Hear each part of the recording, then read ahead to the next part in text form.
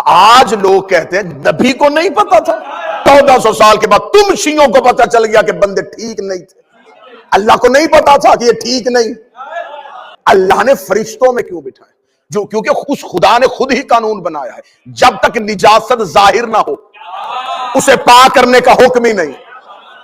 खून निजस है, बदन के अंदर लीटरों की सूरत में, नमाज पढ़ो हो जाएगी, एक कतरा भी बाहर आया, अब शरीयत कहती पहले इसे पाक करो।